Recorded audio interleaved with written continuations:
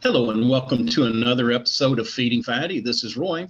I'm Terry. So, we are a show that we want to bring you our journey, my journey through, weight loss, getting healthy, getting diabetes under control, high blood pressure, all of those things that affect us once we start the aging process a little bit, as well as maybe not paying as close attention to our diet and exercise routine or activity, not necessarily exercise, but just being moving. So we also have guests on from time to time, and the gentleman we have today has got an awesome story to tell. It is John Kovaleski. He is with T2 Nutrition and Wellness. And John, thanks for taking time out of your day and welcome to the show. Well, thank you for having me. It's an honor to be here. You bet. And, usually I do a little bit longer of an introduction, but I think your story, it's very profound. And, we talked a little bit pre-show. I would rather you tell it and, make it more personal than me just kind of reading it off of a piece of paper. So with that, we'll just turn it over to you and say, tell us a little bit about your story, how you found yourself here, and we'll go from there. Absolutely. Well, my story is like a lot of people that I work with on a daily basis. It started back in the summer of 2007. At that point in time, I worked as an automotive mechanic, and my day started just like any other. I was just your normal, average, although a little bit bigger, American husband. I went to work every day, got done work. I came home, I socialized with family, played with the kids, did all that kind of stuff. But on this particular day, I went to work in my pickup truck, but I wound up leaving work in an ambulance. I had just come back from Wow. lunch and I was doing an alignment on a vehicle, and I was underneath the vehicle making adjustments and whatnot. And I fell into a diabetic coma. About a half hour later, my coworkers came back, found me laying back there, rushed to the hospital in an ambulance. When I got there, my blood sugar was well over 500, which very easily could have killed me. And I had no Wow. idea what I weighed or anything at that point in time. I just was one of those people that I ate what I wanted to eat. I didn't exercise. I didn't much care. And I figured, well, when it's my time, it's my time. And I should have been smarter. Right. My family history is riddled with heart disease, cancer, diabetes, all these different things. And you would think that I would have been smarter, but I wasn't. I was just like a lot of people, just kind of going about day to day life, being oblivious as to, what we're putting in our bodies. And I woke up from that diabetic coma, and the doctor looked at me and he said, you are at the very least a type 2 diabetic. It's possible that you are type 1. We're not sure yet. Um, but one thing I do know is if you continue down the path that you're going down, you're probably going to be dead within a year. And at that point in time, it was That's a like, way. yeah, big wake up call. And I was like, okay, well, yeah, well, that's not happening. So playtime's over. It's time to go to work. And immediately the next day when I got out of the hospital, it was like I started checking into going to see doctors, getting on medication. But the best thing that happened to me was when I went to see an endocrinologist, and I spent like 45 minutes working with a dietitian in his office. When she started to explain to me how different nutrients work within the body and how manipulating those macro and micronutrients can affect our blood sugar levels, it lit a fire under me, and I was absolutely fascinated. So now, back in 2007, the internet wasn't the resource that it is today. I had to spend a lot of time in a library reading books and things of that nature. Whereas if it would have been fast forward to now, I would have been able to just get on the internet and on YouTube and learn everything I need to learn. So it was a long process, but over the course of the next, well, I'm going to say 6 years, I changed a lot of eating habits. Was still on diabetic medicine, but I had lost a fair amount of weight. I had lost about 60 to 80 pounds, somewhere in that area. But I still wasn't as healthy as I wanted to be. I still smoked at that point in time. I smoked 2 packs of cigarettes a day for 30 years. Um, Wow. and I decided when I quit smoking that I was going to make a change. And I was driving by a gym one day and I was like, you know what? I'm going to stop. And I stopped and I checked out the gym and I wound up joining, and everything just kind of blossomed from there. I fell in love with fitness, with lifting weights. And then once I got myself to the point where I was off all my diabetic medicine and didn't need to go see the doctor on a regular basis anymore, I was like, you know what? I want to help other people do this and I want to make things easier for them. I don't want people to have to struggle like I did going into all that when once I found out I was type 2 diabetic. So that's pretty much the story in and of a nutshell as far as my main fitness journey. So prior to you being carted off by the ambulance, you hadn't been diagnosed with diabetes? No, nope, hadn't been diagnosed. I didn't go see the doctor. I to me, I felt normal. I did everything that, all my friends around me did. I worked 60, 70 hours a week. I had an active family life. I had an active social life. I got outdoors and did things and everything else. So I didn't think there was anything wrong. So that was just like a machine gun wake up call right there. I mean, bam. Oh yeah, now you got absolutely. And when I tell people that story, it's they try to connect the dots and try to figure out how this process happened. And what I've actually done is I've actually put together this picture that I'm going to show you guys, which actually kind of visually documents the journey. Now, on the left, immediate left, Wow. that was me at 405 pounds. The picture in the middle was the day I joined that gym. I was like, okay, I'm going to take a before picture. And then at my leanest was that picture there in 2019, where 249 pounds, and I was running about 11% body fat at that point in time. Wow, that is amazing. Well, yeah, and I think your story is not unlike so many of ours. I don't know if we learned it in our teenage years or our early 20s, but we have this eating pattern, and then as our activity level slows down, it's like our eating levels don't, or maybe they even pick up a little bit, and then Right. I am very much have walked the same path. Is that one day you just wake up and I found myself heavy, even though looking in the mirror is like, well, you're heavy, but you don't feel like it. But then you wake up with, it's a little harder to move. And then you go to the doctor and, you get a diabetic diagnosis and wonder, what to do, where to start. And so I guess that's kind of the next question is, you started doing this research and where did you start?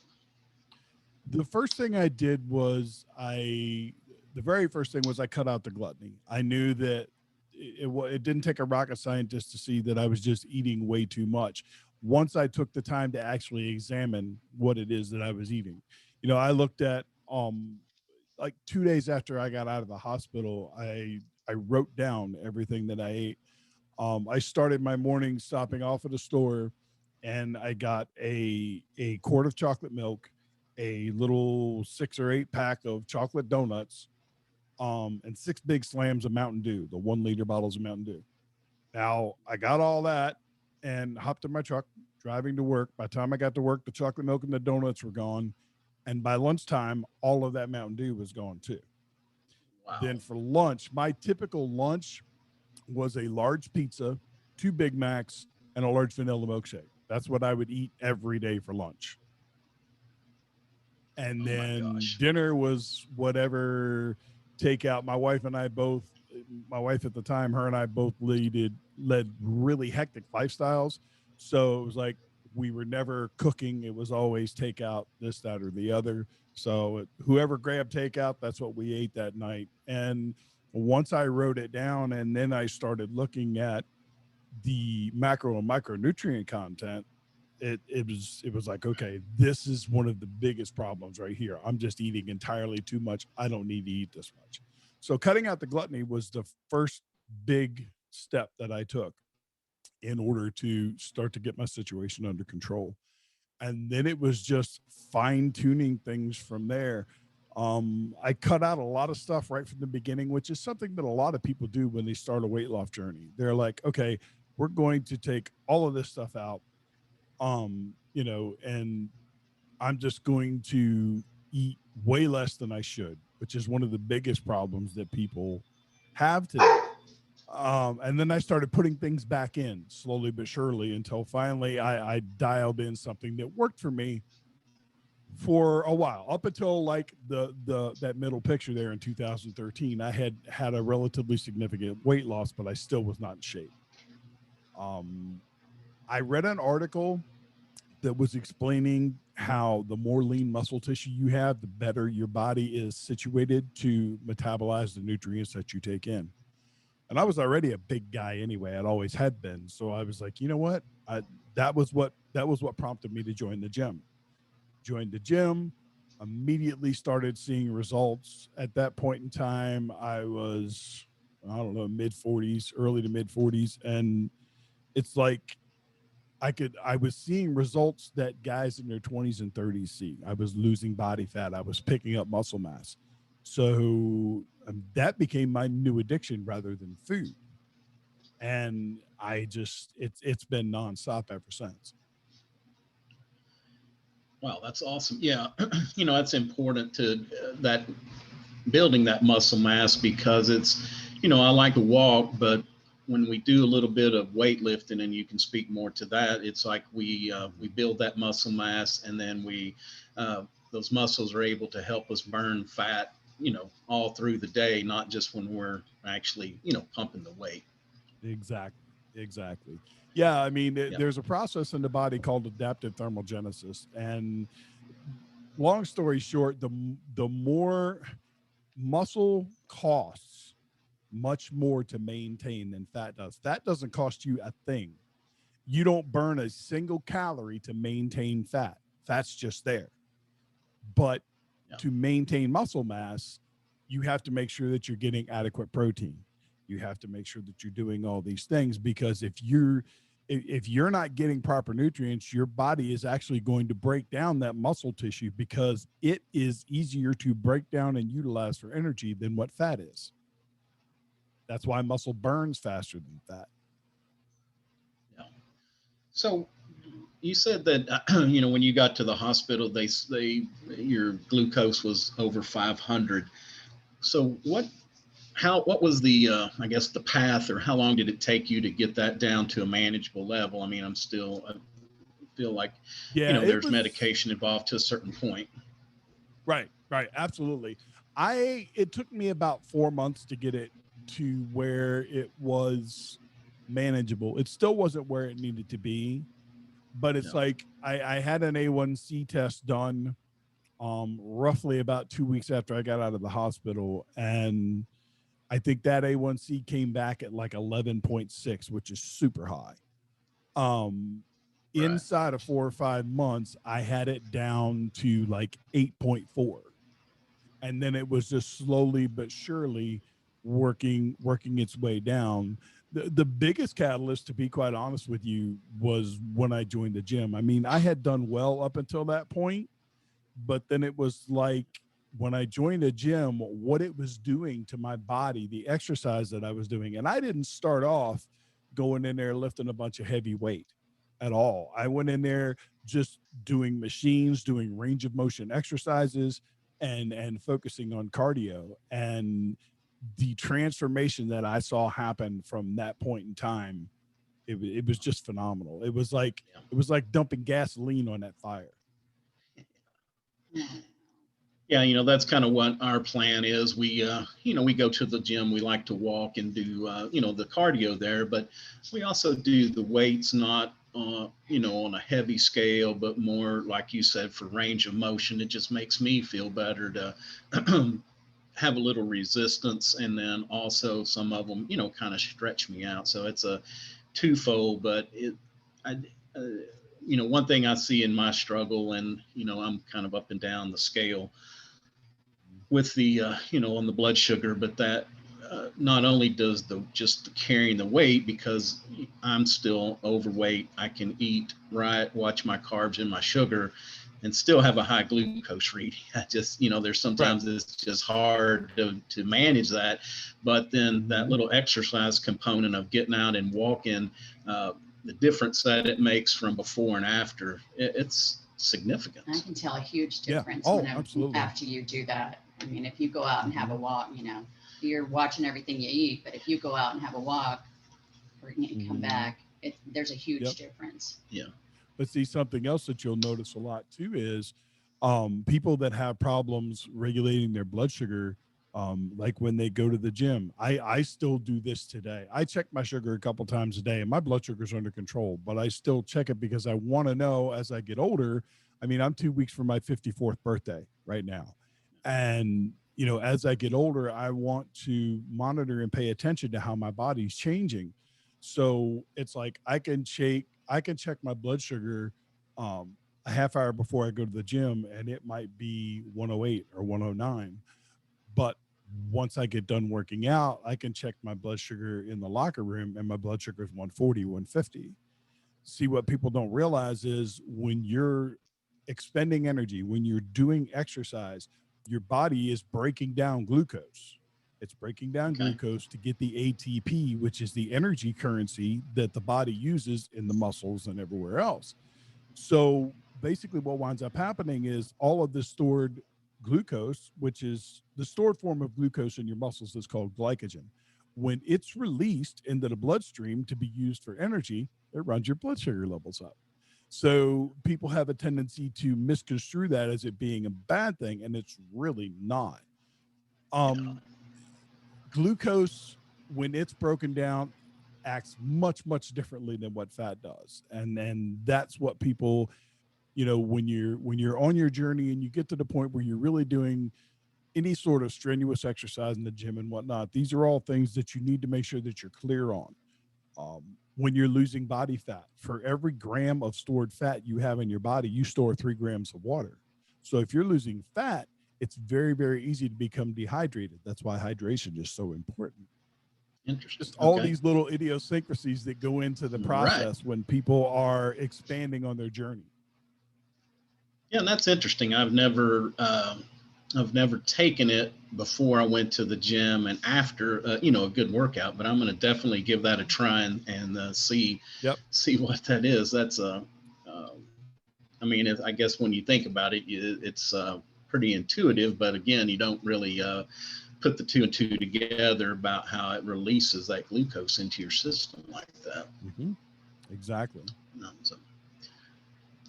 So you once you've kind of dialed yourself in, are you focusing a little on reducing the carbs, or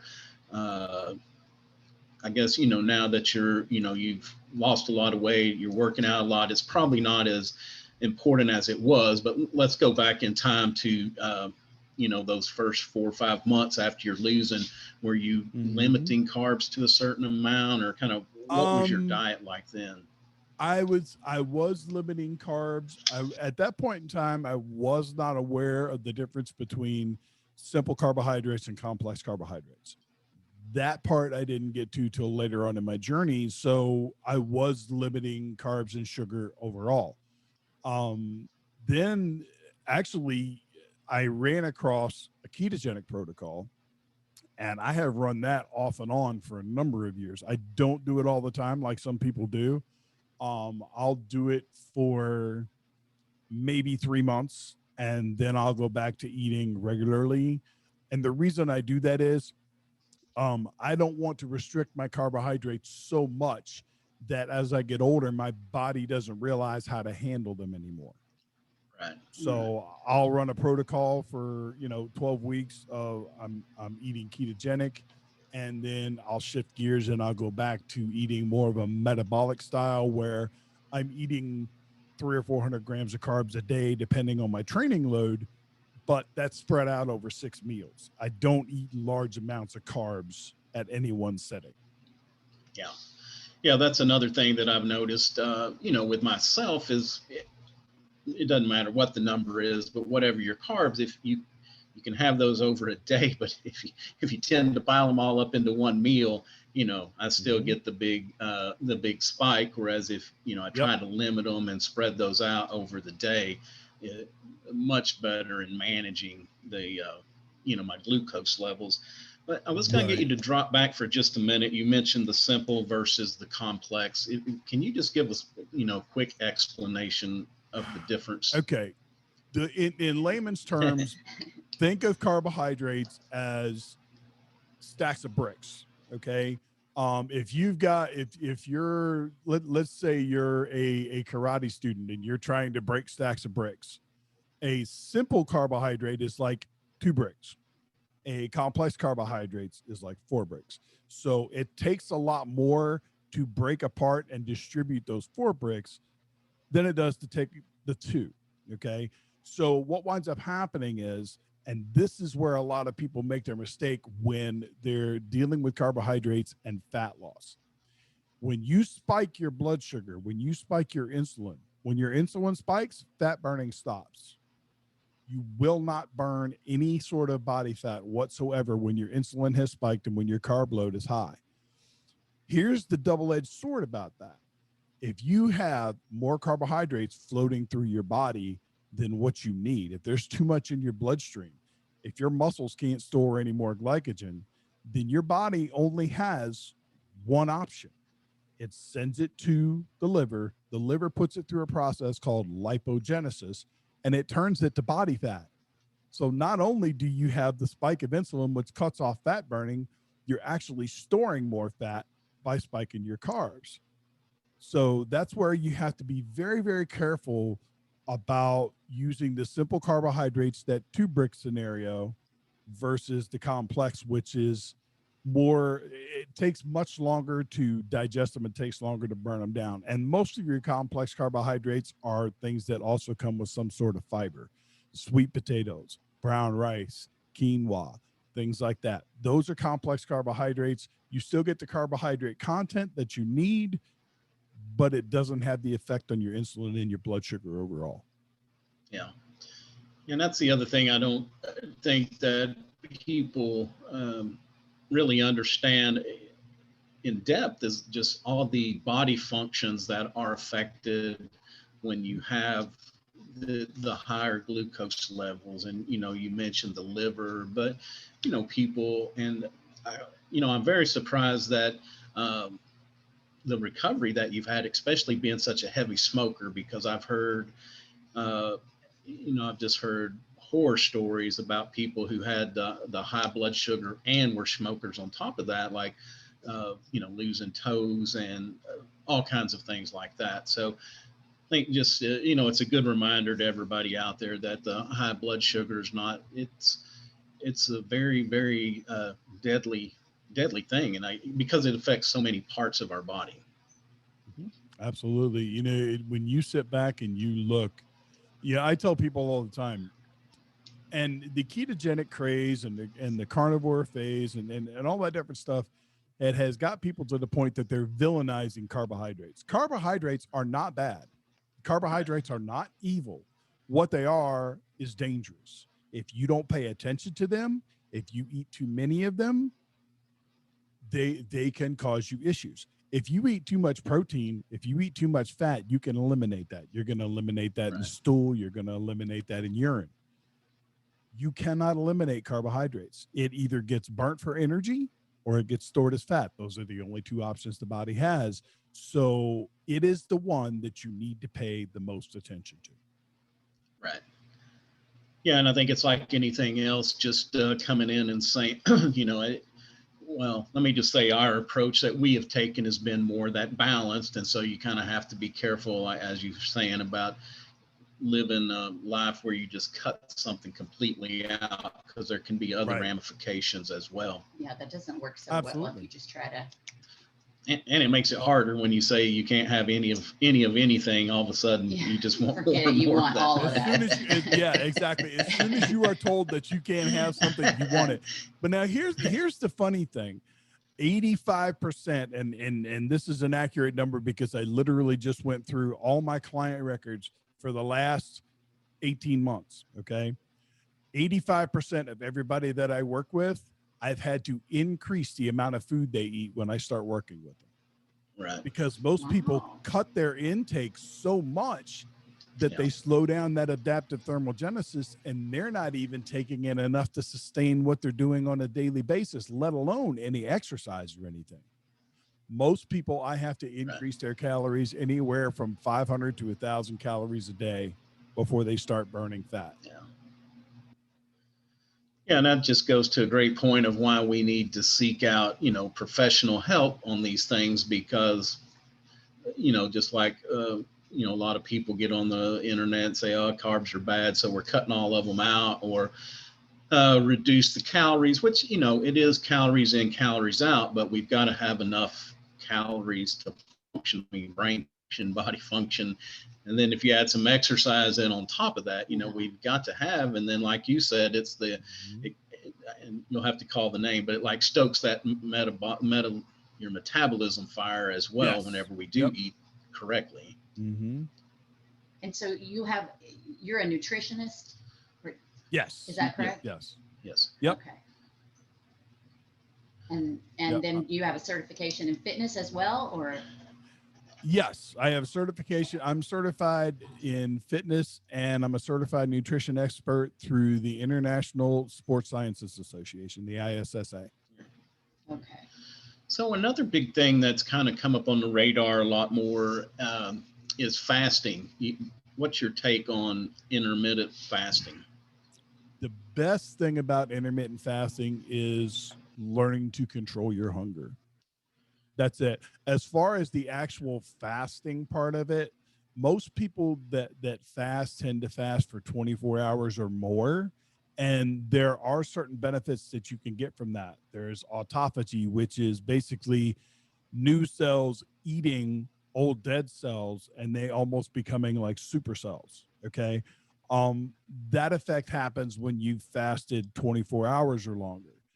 The intermittent fasting, the main thing it does, in my view, is it teaches discipline, because you have to be disciplined to say, okay, I'm only going to eat from noon to 8 o'clock at night, or from noon to 6 o'clock at night. So I have to make sure if I'm eating 2,500 calories, I've got to be able to get 2,500 calories in that window. And I have to do it in a way where I'm not eating one huge, large meal and then having to deal with digestive discomfort. Not to mention the fact of nutrient overload. Can you absorb 200 grams of protein out of one meal? There are those that say you can, there are those that say you can't, and the science is unclear. But one thing I know is this: intermittent fasting is very good if you are someone that is not disciplined, not good at portion control, and someone who doesn't want to take the initiative, especially up front, to be, okay, I need to weigh out my food, and I need to plan out, I'm going to have 6 meals a day, and I need to weigh everything out and portion it all out so I'm prepared. So that's my take on intermittent fasting. Yeah, and the other interesting part about that is really what is considered fasting, because I've seen somewhere, they talk about the 24 hours, and, you do that every once a week or once every 2 or 3 weeks, something like that. But then I've also read information that, they talk about more like a 12-hour fast, which, to me is basically just kind of that old school thinking of, we just don't need to eat too much after about 6 o'clock at night. And then when we wake up in the morning, we can eat, start with our breakfast and eat normal. But is a 12 hours really actually considered fasting? It is, but let me back up to your point that you just said. Okay. The worst possible thing that you can do is not eat before you go to bed. And let me explain why. When you're sleeping, your body is still burning calories. So let's say you go to bed at 9 o'clock and you have your last meal at 6. By 7:30, odds are, unless you had a huge meal, that food is digested and already being processed throughout your body. Okay. Which means you have no reserves going into 6 to 8 hours of sleep and then another 6 hours of fasting. Does that make sense? If you eat I tell all my clients, make sure you eat, at the very least, eat a snack, something that contains protein and healthy fats about an hour or two before you go to bed. Okay. Because what happens is when you don't have any food in your system and you're sleeping, your body goes into what's known as a catabolic state. At that point in time, your body is looking for substances to break down for energy, especially if you don't have any food in your digestive tract. And the first thing it goes to, like I said before, is muscle, because muscle is much easier to break down for that energy. It takes the amino acids, sends them to the liver, creates ATP and glucose from it, and then you have your energy to sustain you throughout the night. So that's the downside of fasting. Okay. If you're doing let's say, for example, you're doing a 16-8 window intermittent fasting, which is the most popular protocol that people use. Okay. And typically, how they do it is they'll have their last meal about 3 hours before they go to bed, and then they sleep for 6 to 8 hours. So if they're sleeping for 8 hours, then they wind up they 11 hours from the time they get up that they've already fasted. So then all they have to do is skip breakfast, wait till lunch, and they're good to go. They've got their 16 hours, and it wasn't that difficult because they were sleeping for the bulk of the time. Right. But your body was still breaking down muscle. Your body was still needing to find energy. And that's why, that's the downside of intermittent fasting. Yeah, that's good to know. I just, Yeah, I know it's been around for a while, but it seems like we've just heard much more about it, in the last month or so. Oh, yeah. yeah, friends, and Yep. I mean, we've kind of talked about it, not specifically about which Mhm. fast we would think about doing, but just kind of getting into it. Yeah. Well, like I say, it can be a useful tool. Things like intermittent fasting, ketogenic protocols, carnivore protocols, all these different things, they're all tools that we can bring out and we can use at different points in time. There are people in the fitness world that say you can't be a bodybuilder, especially a professional bodybuilder, and run a ketogenic lifestyle. You have to eat 4 or 5, 600 grams of carbs a day. And I can show you a man right now that is in his 50s and has won his last 2 masters competitions in bodybuilding, and he's been ketogenic for 10 years. So it can be done. You just have to be very aware of what you're putting in your body. You have to be very aware of what you're doing in the gym, you know, and you need help, stuff like that. And back to your point that you said earlier, Roy, when the average person doesn't have a clue what macronutrients do in the body. The average person doesn't know how much food they should be eating in the course of the day. Shoot, most of us in our generation, we grew up, Saturday mornings was all about eating sugary cereal in front of the TV watching cartoons. Right. You know what I mean? Exactly. And guess Exactly. who and the cartoons were sponsored by the cereal companies, and it was all a big thing that got us Right. eating a ton of sugar and made us all overweight. It's not their fault. Yeah. Oh, Yeah, no, it's not their fault. So let's talk about the other components of of not only losing weight, but we just want to be healthy. Some of us need to lose weight to be healthy, and I'm sure there are people that are at the right weight that need to add more activity, exercise to help them be healthier. But the other components, I used to have a sign that hung over my desk that said, get my 8 hour sleep every night, drink my 6 to 8 bottles of water or glasses of water, right, and then do something, try to sweat a little bit every day. But I think the water and the sleep are, do you feel that those are big components of helping us to not only lose that weight but be healthy in general? Absolutely. Water is key. Our bodies are 80% made up of it. You know what I mean? So it's in one way, in one form or another. So hydration is incredibly important. Sleep recovery is also very important. If you lead an active lifestyle, whether you just have an active job or if you spend a lot of time in the gym, Recovery is key. Anybody will tell you that knows what they're talking about. They will tell you that, building muscle, burning fat, all of that stuff. None of that happens in the gym. It all happens outside the gym. Okay. We go in the gym, we apply metabolic stress to our bodies by engaging in activity. We apply, micro tears in muscle tissue by lifting weights. Okay. That's the catalyst that starts it all. But then everything that happens outside. It happens in the kitchen. It happens in the bedroom, sleeping. So yes, hydration, incredibly important. You should be aiming to get a minimum of 6 hours of good quality sleep a night. If you can get 8, great. If you can get 10, even better. But you don't want to be getting less than 6, because then that starts to mess with your circadian rhythms, and that throws off all kinds of metabolic processes within the body.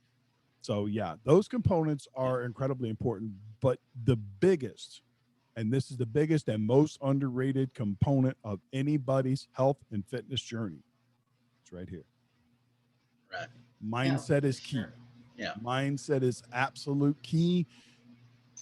And getting all the bad knowledge, all the noise out of people's heads and getting to the truth. Because, I mean, come on, you can pick up any social media platform today and there's some fitness influencer on there, and you'll see these guys and they're like 6% body fat, and they're trying to make people think that they're that way year round, which they're not. They look like they literally live in the parking lot of a gym and never seen a Twinkie or a ho-ho in their life. You know what I mean? Right, exactly. But they're selling a fantasy. Okay. These guys, and girls for that matter, most people don't realize that when they get ready for their photo shoots, they are restricting carbohydrates, they're restricting water for 2 or 3 days beforehand. And then just before they step in front of the camera, they eat a bunch of sugary stuff. So it causes cellular swelling in the muscles. So it makes them look bigger than what they actually are.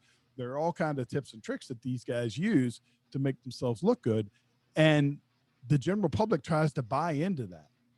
And you can't. You can't. Nobody can look like that year round.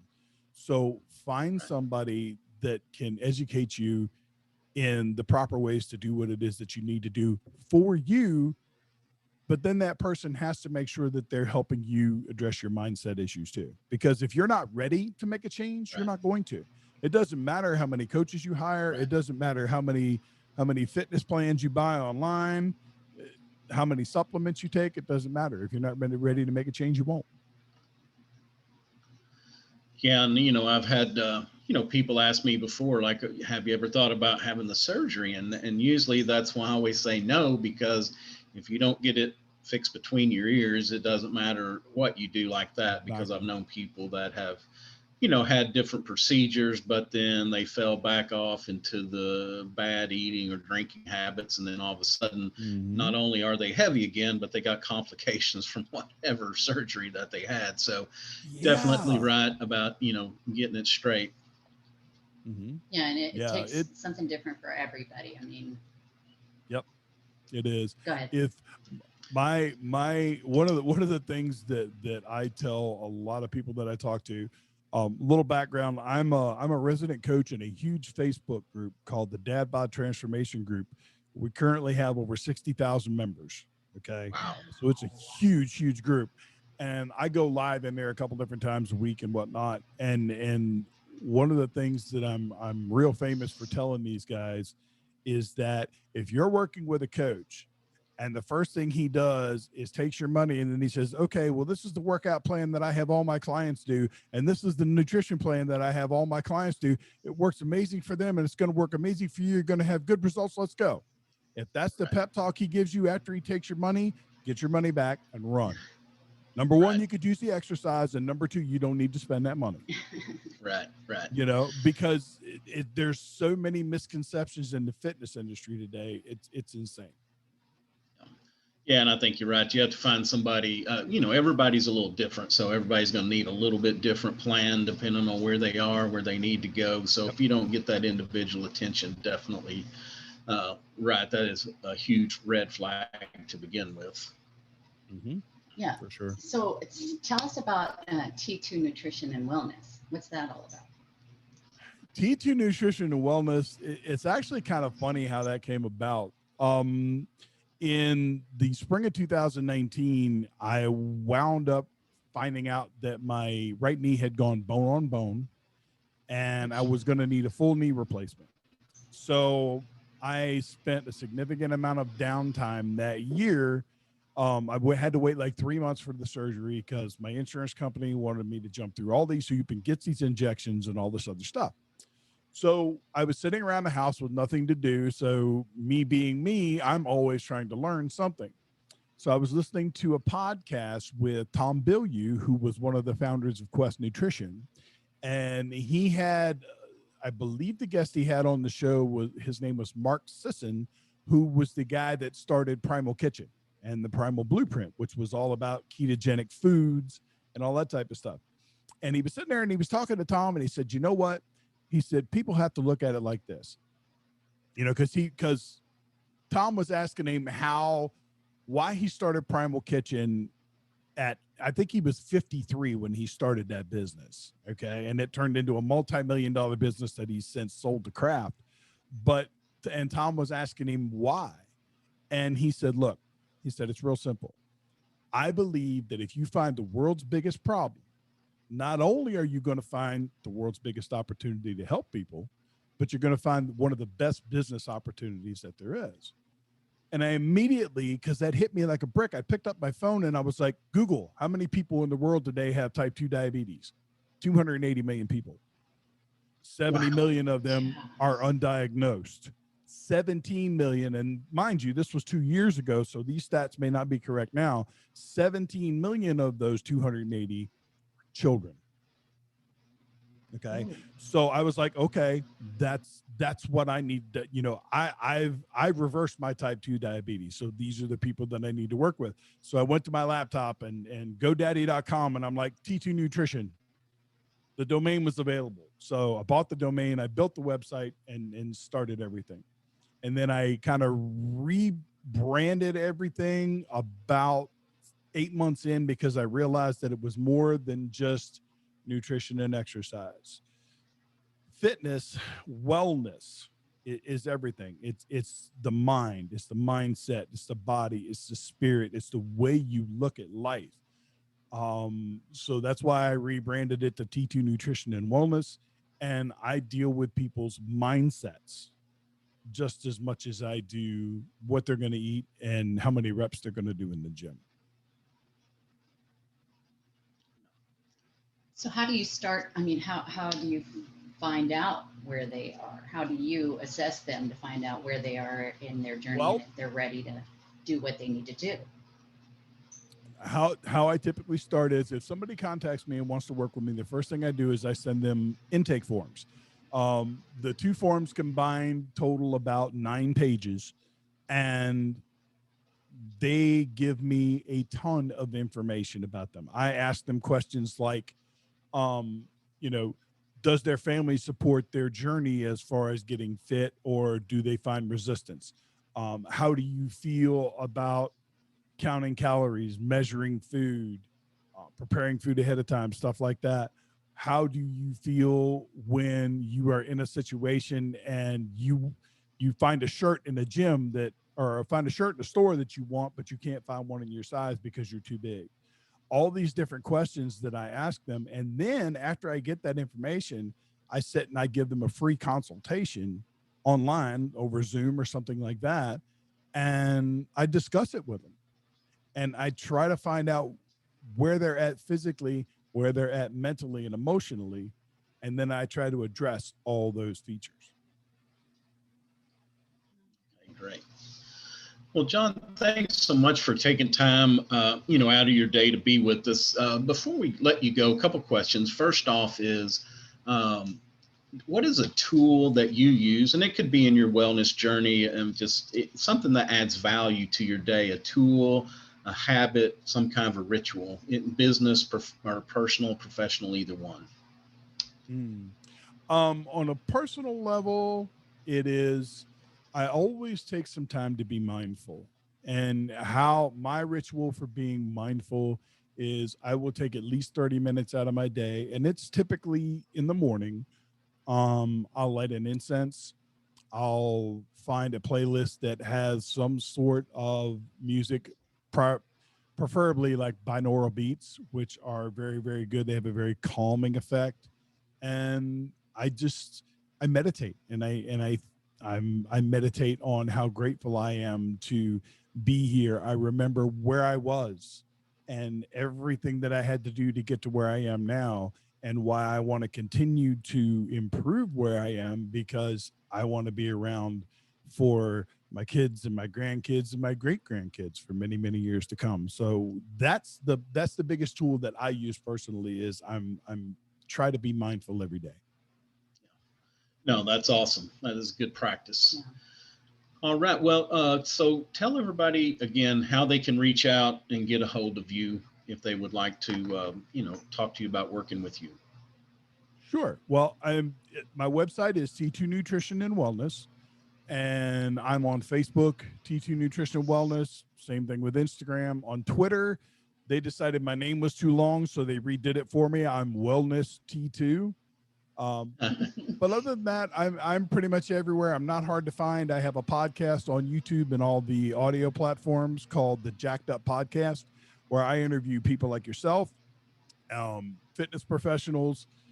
The podcast has a pretty wide berth. I talk about a lot of subjects because I believe, like I said, wellness is all encompassing. So I talk to people from all sorts of realms. Okay, awesome. Well, y'all check out John's podcast and reach out, take a look at the website, see how he can help you, and put him to work for you. You've done a fabulous transformation of yourself. I mean, it's simply amazing. And I've had some blood sugar readings in the 200 and kind of gasped when that happened. So I just can't even imagine getting a 500. That's Congratulations. Yeah, so oh my goodness. Congratulations. I know it's a lot of hard work. It doesn't come easy and takes a lot of time, but it's awesome that you're going to put all that knowledge that you've gained in to work to help others. Mm-hmm. Yep, that's my goal. All right. Well, great, John. Thanks so much. That's going to do it for another episode of the Feeding Fatty podcast. We appreciate you taking time out of your day to listen to us. Again, if you're a professional, if you have a great transformation story like John's, we would certainly love to hear from you. So you can reach out to either myself or Terry. I'm at Roy at I'd say it's info at feedingfatty.com. And of course, you can pick us up on www.feedingfatty.com. The podcaster put up there with the player. You can also catch this over on YouTube. Also, Instagram, Twitter, Facebook, we're on all of them. So until next time, take care of yourself and be sure and take care of each other. I'm Roy. I'm Terry. Thank you. Thanks, John. Appreciate it. Thank you. Thanks.